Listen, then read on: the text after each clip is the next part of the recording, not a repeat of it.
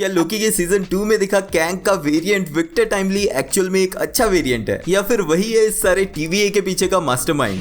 Secret invasion में रोडी को civil war के इवेंट के बाद से स्क्रल दिखाने की एमसीयू की कोशिश क्यों फेल हो रही है इस थ्योरी से? एंड कैसे अवेंजर्स एज ऑफ अल्ट्रॉन की इवेंट्स एक्चुअल में अवेंजर्स एंड गेम के बाद हुई है, जो रीजन है स्टीव रॉजर्स के वर्दीनेस का। ये तीनों एमसीयू थ्योरीज डिस्कस करूंगा मैं इस वीडियो में। Hi super fans, I am Swapnil and welcome to another episode of super theories, वो पॉडकास्ट जहां डिस्कस होती है sensible and weird super hero theories.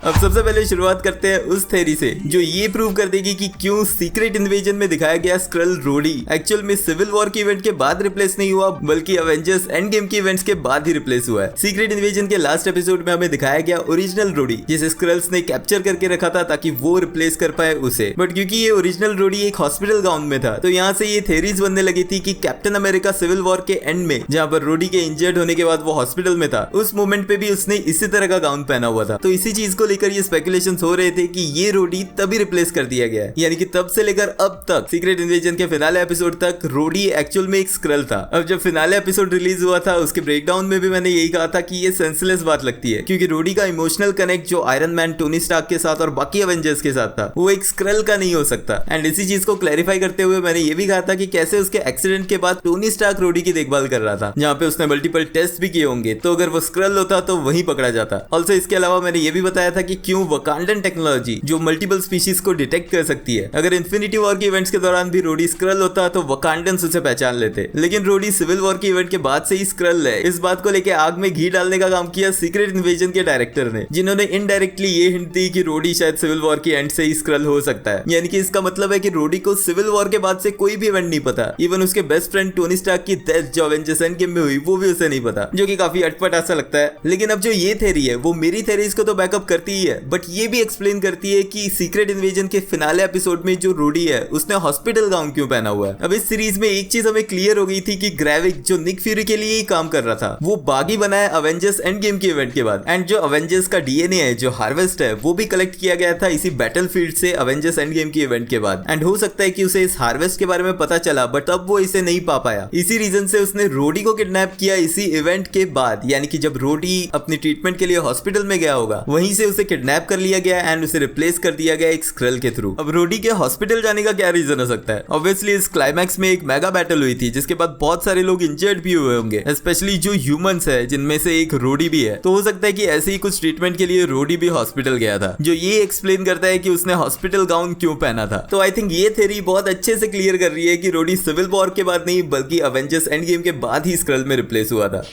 अब सेकंड जो थ्योरी है वो काफी इंटरेस्टिंग है, क्योंकि ये कहती है कि विक्टर टाइमली जो कैंग का वेरिएंट हमें सीजन 2 में दिखेगा लोकी के, वो एक विलन नहीं होगा, बल्कि वही की बनेगा इस मल्टीवर्स टाइमलाइन को रिपेयर करने के लिए। अब सीजन 1 की एंडिंग में इंट्रोड्यूस हुआ था ही हू रिमेन्स, जिसे इमीडिएटली मार दिया गया, जिसके बाद मल्टीवर्स अनरावल हुआ। एंड जैसा ही हू रिमेन्स ने कहा था, एक और कैंग का वेरिएंट हमें देखने मिला फेज 5 की first movie Ant-Man and the Wasp Quantumania में, जो कि था कैंग द कॉन्करर। लेकिन मूवी के क्लाइमैक्स तक उसे भी मार दिया गया, मारा नहीं गया, वो भी श्रिंक हो चुका है, पता नहीं जिंदा है कि नहीं।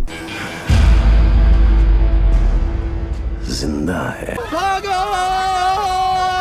लेकिन हाँ, एक और कैंग का वेरिएंट इसी मूवी के पोस्ट क्रेडिट सीन में हमें दिखा विक्टर टाइमली, जो कॉमिक्स में बिलोंग करता था 20th सेंचुरी के अर्थ से, और एक तरह से वो एक इंडस्ट्रियलिस्ट था। लेकिन यही विक्टर टाइमली लोकी के सीजन 2 में भी एक मेन रोल में दिखेगा। एंड ये थ्योरी यही सजेस्ट कर रही है कि विक्टर टाइमली एक्चुअल में टीवीए के साथ काम करते हुए दिखेगा, स्पेशली जो लोकी के सीजन 2 का लेटेस्ट ट्रेलर है, क्योंकि अब सीरीज को प्रमोट करने के लिए मल्टीपल ट्रेलर्स रिलीज किए जाएंगे कंटिन्यूसली। तो उसी में से जो एक और ट्रेलर है उसमें हमें दिख रहा है एक सीन जहां पर टीवीए के कुछ वर्कर्स इंक्लूडिंग लोकी, मोबियस और ऑरोबोरस, वो मोबियस की जो स्पेस जर्नी है जहां पे वो टेम्परल कोर को रिपेयर करने की कोशिश करेंगे, इसी सीन के बैकग्राउंड में हमें खड़ा हुआ दिखता है विक्टर टाइमली, जो इसी तरफ इशारा कर रहा है कि वो भी उनके साथ टीवीए की हेल्प करते हुए दिखेगा। अब टेम्परल कोर फर्स्ट टाइम लोकी के सीजन 2 के फर्स्ट ट्रेलर में ही दिखी है, जिसको हम अभी गैस ही कर रहे हैं कि ये क्या चीज हो सकती है। लेकिन ये एक तरह की मशीनरी है जिसमें एक तरफ से मल्टीपल स्ट्रीम्स जा रही है एनर्जी की, जो कंबाइन होकर दूसरी तरफ से सिंगल स्ट्रीम बन के निकल रही है। अब अंदाजा ये लगाया जा सकता है कि ये मल्टीवर्स की मल्टीपल टाइमलाइंस को कंबाइन करके क्रिएट करती है वही सेक्रेट टाइमलाइन जो हमने सीजन 1 में मल्टीपल टाइम्स देखी है। एंड जैसा कि लास्ट वीक के एपिसोड में मैंने डिस्कस किया था लोकी सीजन 2 की मल्टीपल थ्योरीज, उसमें से एक ये भी थ्योरी थी कि लोकी सीजन 2 में इस सेक्रेट टाइमलाइन को फिर से फिक्स करने की कोशिश करेगा एंड शायद इसी की वजह से डेडपूल वाला यूनिवर्स भी एमसीयू में कोलाइड हो जाए। लेकिन यहाँ इस ट्रेलर के सीन से ये क्लियर हो रहा है कि जब वो लोग इस सेक्रेट टाइमलाइन को या इस टेम्परल कोर को फिक्स करने की कोशिश करेंगे तब उनका साथ देते हुए दिखेगा विक्टर टाइमली भी। अब जैसे मैंने पहले कहा, विक्टर टाइमली कैंग का वो वेरिएंट था कॉमिक्स में जो 20th सेंचुरी में आया था एंड उसने अर्थ पे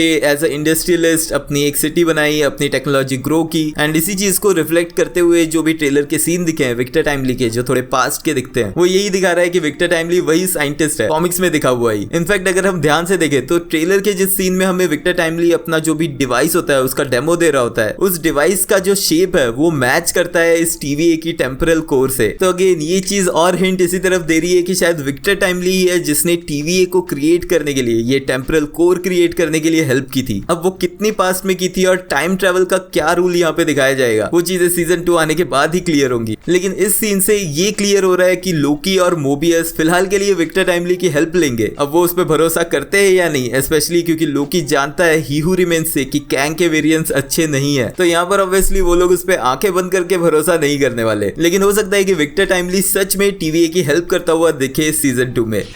एंड फाइनली वो थर्ड थ्योरी जो मेरे लिए काफी इंटरेस्टिंग थी एंड ये काफी कंट्रोवर्शियल भी है क्योंकि ये थ्योरी कहती है कि अवेंजर्स एज ऑफ अल्ट्रॉन में जब हमने स्टीव रॉजर्स को म्योनिर ऑलमोस्ट हिलाते हुए देखा था वो इस वजह से हुआ है क्योंकि म्योनिर के लिए अवेंजर्स एज ऑफ अल्ट्रॉन की इवेंट्स अवेंजर्स एंड गेम के बाद हुई है। अब अवेंजर्स की टोटल 4 मूवीज आ चुकी है लेकिन एज ऑफ अल्ट्रॉन उसमें शायद लास्ट नंबर पे ही आती होगी। लेकिन इस मूवी से जो हमें कुछ कॉलबैक्स के लिए कंटेंट मिला है जिसको सारा यूज किया गया था अवेंजर्स एंड गेम में, उसमें से सबसे इंटरेस्टिंग था स्टीव रॉजर्स का म्योनिर को मूव करना। अब पार्टी के बाद जब सभी अवेंजर्स यहाँ पे बैठे हुए थे तो बहुत सारे और अवेंजर्स ने भी इसे ट्राई किया था हिलाने को, जिसमें हॉकाई, टोनी स्टार्क और वॉर मशीन भी आते हैं। लेकिन स्टीव रॉजर्स जब इसको उठाने गया तो म्योनिर उठा तो नहीं लेकिन हल्का सा मूव हुआ विद दिस साउंड, जिसने ना ही सिर्फ ऑडियंस को सरप्राइज किया बल्कि थॉर को भी किया।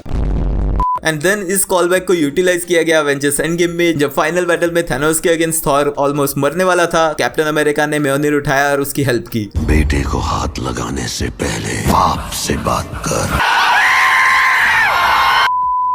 लेकिन ये चीज कभी क्लियर नहीं की गई कि एज ऑफ अल्ट्रॉन वाला जो ये छोटा सा मूव था जो म्योनिर थोड़ा सा हिला था, इसका रीजन क्या था, क्योंकि इसके बाद बहुत सारे स्पेकुलेशंस आए specially Captain America civil war के इवेंट्स को लेकर, जहां पर हमें पता चला कि स्टीव रॉजर्स ने बक्की की इन्वॉल्वमेंट जो टोनी के पेरेंट्स की डेथ में उसकी इन्वॉल्वमेंट थी वो टोनी से छुपा के रखी थी। तो तब ये थ्योरीज बन रही थी कि अवेंजर्स एज ऑफ अल्ट्रॉन में स्टीव रॉजर्स फुल्ली वर्दी नहीं था क्योंकि उसने ये छोटी सी बात टोनी से छुपा के रखी थी। लेकिन जब सिविल वॉर के इवेंट के बाद उसने टोनी को सच्चाई बता दी उसके बाद वो वर्दी हो गया। बट ये चीज कोई सेंस नहीं बनाती क्योंकि म्योनिर का सिंपल रूल है, एन्चेंटमेंट ये कहती है कि वर्दी लोग उसे उठा सकते हैं, अनवर्दी लोग नहीं उठा सकते, कोई इन बिटवीन नहीं है। तो या तो कैप्टन अमेरिका वर्दी था या फिर नहीं था। लेकिन ये जो थ्योरी है वो यहाँ पर एक ट्विस्ट लाती है ये कह के कि अवेंजर्स एंड गेम की जो टाइम ट्रेवलिंग इवेंट है जहां पर थॉर वापस गया था पास्ट की टाइमलाइन में, जहां से वो अपना हैमर म्योनिर वापस लेके आया, जिसके बाद एंड गेम की फाइनल बैटल में स्टीव रॉजर्स यही म्योनिर यूज कर पाया। एंड इसके बाद भी स्टीव रॉजर्स ही था जो अपने फाइनल मिशन पे गया सभी इन्फिनिटी स्टोन्स को वापस छोड़ने, तब भी वो म्योनिर को साथ में लेके गया था उसकी एक्चुअल टाइमलाइन में उसे छोड़ने। And Steve Rogers Thor the dark world की टाइमलाइन में ही छोड़ के आया था म्योनिर को वापस। बीइंग अ मैजिकल डिवाइस उसे ये रियलाइज हो गया था कि कैप्टन अमेरिका वर्दी है। End of course Avengers age of Ultron की इवेंट्स इसके बाद हुई थी। इसी रीजन से म्योनिर के लिए जो एज ऑफ अल्ट्रॉन की इवेंट्स है वो अवेंजर्स एंड गेम के बाद हुई है। अब ऑब्वियसली एमसीयू की टाइमलाइन स्पेशली मल्टीवर्स की वजह से काफी कॉम्प्लिकेटेड है एंड हमें ये भी दिखाया नहीं गया कि स्टीव रॉजर्स ने इन्फिनिटी स्टोन्स रिटर्न कैसे किए, म्योनिर रिटर्न कैसे किया। तो ये सारी चीजें एज थ्योरी स्पेकुलेट किया जा सकता है। बट हाँ, जब अवेंजर्स एंड गेम रिलीज हुई थी और यहाँ पे ये सीन दिखाया गया था उस टाइम मैंने यही थेराइज किया था कि Captain America Steve Rogers already म्योनिर के लिए वर्दी था अवेंजर्स एज ऑफ अल्ट्रॉन की इवेंट्स के टाइम। एंड जब उसने रियलाइज किया कि उसका म्योनिर उठाने से थॉर का ईगो हर्ट होगा तो उसने जानबूझ के उसे नहीं उठाया। एंड अवेंजर्स एंड गेम में जब उसे पता था कि कोई और ऑप्शन नहीं है तभी उसने म्योनिर को उठाया। बट हाँ, इस थ्योरी के बारे में और बाकी दोनों थ्योरीज के बारे में आपके क्या थॉट्स है मुझे कमेंट्स में लिख के जरूर बताना। अगर आपने लोकी के सीजन 2 की 7 थ्योरीज वाला वीडियो नहीं देखा है जो सच में पॉसिबल हो सकती है तो वो वीडियो एंड स्क्रीन से जरूर चेकआउट कर लेना। वीडियो एंड तक देख रहे हो तो लाइक भी कर देना क्योंकि वो एकदम फ्री है। मिलते हैं नेक्स्ट वीडियो में।